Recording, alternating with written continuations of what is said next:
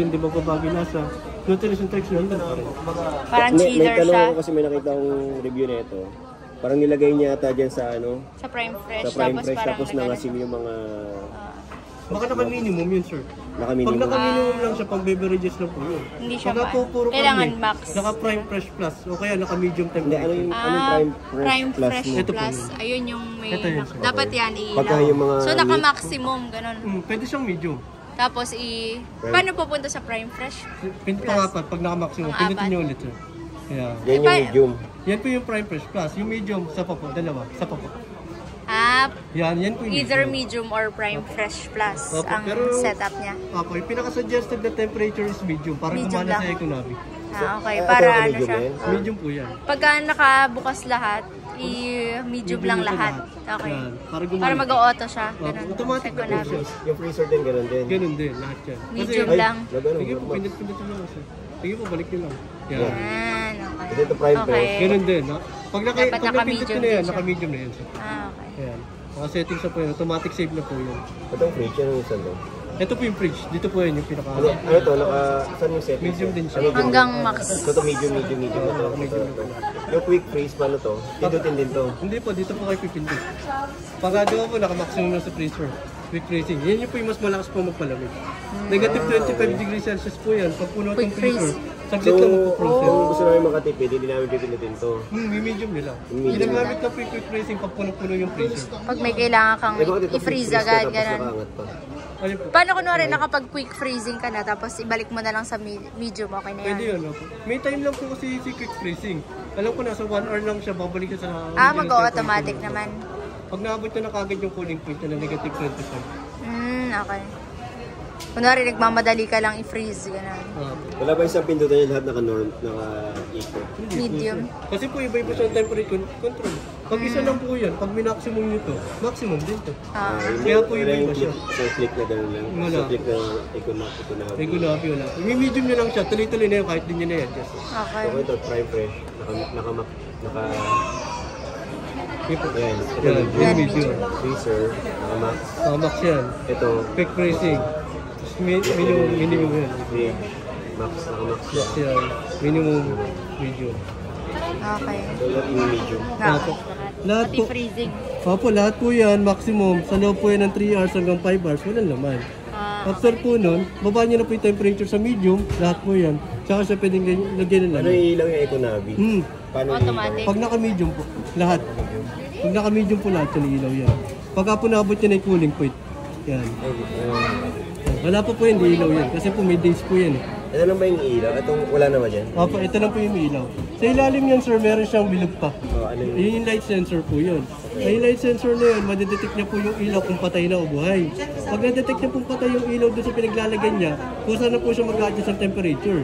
Kung saan siya maglalakas o maghihina, depende sa laman ng ref. Tapos kung saan na rin siya magtitipid ng kuryente. Iilaw po ito na kulay green. Pag naka-max yan, hindi po yung ilaw yan. Hindi ilaw yun. Tapos po, yung magkabilang gilid po ng ref, normal po na uminit yan. Ang warranty po, 12 taon yung pinaka-motor, yung compressor, 1 year parts and service. 1 year parts.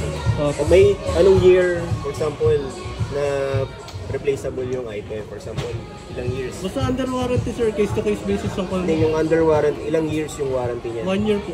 1 year lang? Na pwedeng, for example, pasok siya sa time na pwedeng i-replace? Pagka po na-detect ng technician, defective yung unit. Case-to-case basis po yun, bibigyan po kayo ng for replacement paper. Okay. So, pero ang i-replace is brand new or repaired? Brand new po yun. Hindi po kami nagpapalit ng repaired din. Kung sakali naman po kung ganyan po yung ano nyo, pwede natin siyang i-extend hanggang 2 to 3 years. Yan ang may additional yun. Yun naman po, pagka sa 2 to 3 years naman po na yun, pwede kayo mag-refund dun. O kaya mag-replace ng unit ng bago pagad. Basta hindi nagawa ng technician, o kaya pag nagawa naman siya, wala kayong mabayaran, miski technician fee, parts and labor, materials, order fee, lahat po wala kayong mabayaran. Home service pa po yung technician yun. Kaya may additional po yun. Alam ko nasa, check ko lang. 4,000. Ang additional po nun, nasa 4,290. Sa ano po yan. Magiging 3 years na po yung warranty nyo. Sa loob ng 3 years. Unboxing. Tapos yung unboxing. I-unboxing ulit natin yan sa bahay. Okay, boxing. Okay, boxing the refrigerator. Boxing.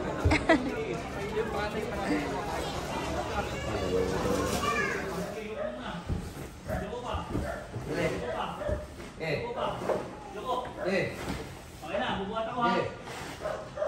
Oh, huwag na masyari taas. Ito ma'am.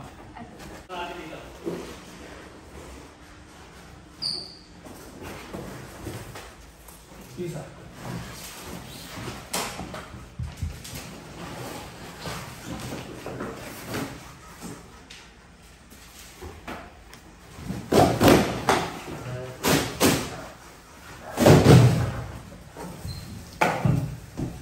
Yan, tiglawin mo lang sa tiglawin. Bali, dito pa siya nakaharap.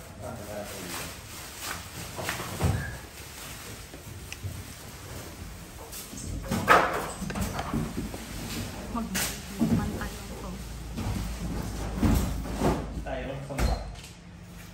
Sige. Pagkaisa ko lang. Wow. Marami ko yung step 4. Ako. Dito. Tara, dito. Peso ka. Oo, yun.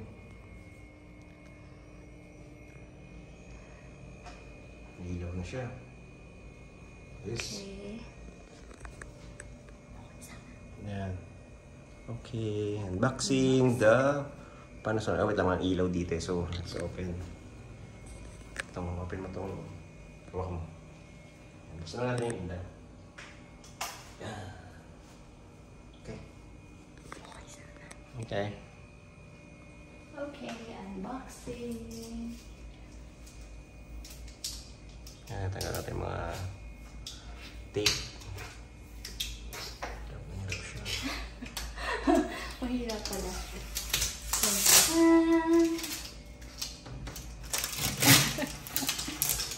Tandahan, baka matanggal yung paint. Wala po paint. Okay.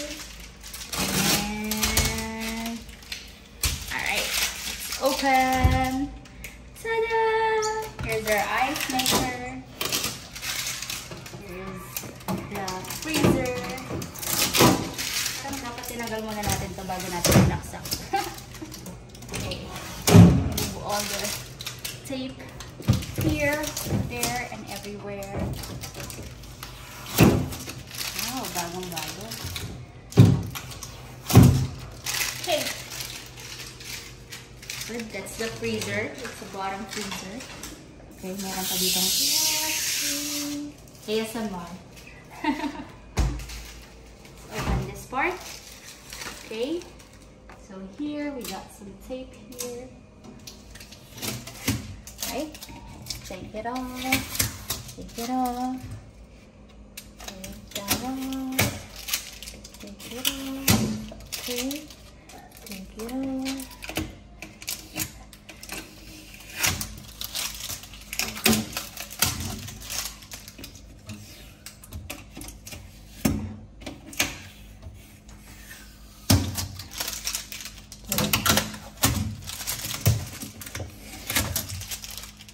Sa loob yung manual yan.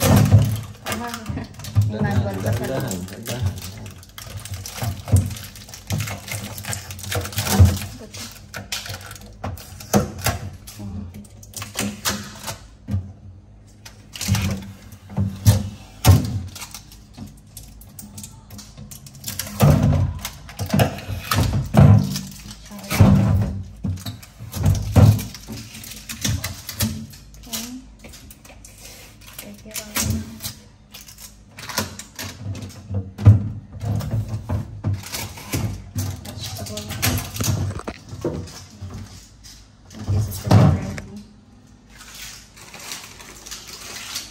Prime Fresh Plus.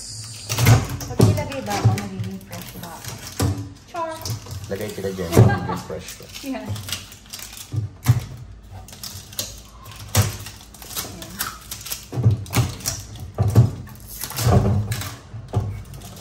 Baka dahan-dahan siguro tayo, no? Baka Dandahan niya mag-unbox. Yan, nakikita ko sa'yo, napakadandahan niya mag-unbox. Napaka-gentle. Gentle. Diba? Naglalagutukan na yung mga bagong-bago lang yan. Okay.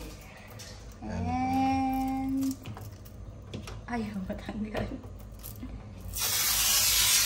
Dito ka dahan-dahan mag-unbox. Yes, and more. Meron pa dito. Okay. Pwede mong dandahan. Ano talagang... yan. Kasi sayang yung kuryente. This is the egg tray. Yan. Okay, so palamigin muna natin. Kaka-vlog lang natin. So, palamigin natin. Sabi ni Kuya ay i-max daw natin lahat. So, yan. Kapag naka-press na tayo, fingerprint, yan. I-max lang natin. Punta tayo sa Prime Fresh. Nasa middle lang siya. So, max ulit. Sa fridge, i-max natin. Yan. Yung mga quick freezing, tsaka Prime Fresh. Yan. Mga additional ano yan. Yung Prime Fresh, plus, dito yan sa Prime Fresh. Yung quick freezing para sa freezer. Gusto nating mabilis magpa-ice. Ganon. Nakamax na ba? Yan. Nakamax na lahat. Yes. Freezer, nakamax. Freezer, Prime Fresh, nakamax. Fridge, nakamax. So, after ilang minutes, pag napalamig niya na yung buong ref, sabi ni Kuya ay mag-automatic naman na bababa na yung temperature dun sa i-maintain niya lang. So, ito yung Econavi. May light sensor siya. So, madedetect niya kung naka-off yung ilaw pag walang tao sa bahay. Parang i-conserve niya yung energy since wala namang gumagamit masyado. Yay! Yun lang! So excited. So maglalagay tayo ng later. Refill vlog. See ya! So meron pala tayong some goodies dun sa ating mini ref, personal ref, yung ginagamit namin before. So meron tayo ditong hotdog. Lalagyan natin dito sa Prime Fresh. So dito yung cheese. So if lulutuin nyo daw within 7 days, dito na lang instead na i-freeze para madali siyang mato or mawala yung pagka-freeze niya. So ayan. Ma-defrost. Ma-defrost. So ayan. Guys, flex ko lang ang aking Boodle finds. So, yan. Pinili ko to sa Shopee. Organizer siya. So, buy one, take one siya. And very affordable.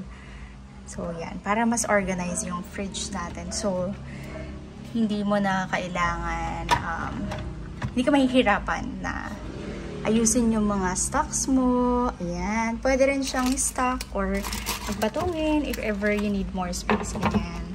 So, yan. Nakapag-rearrange na tayo ng fridge.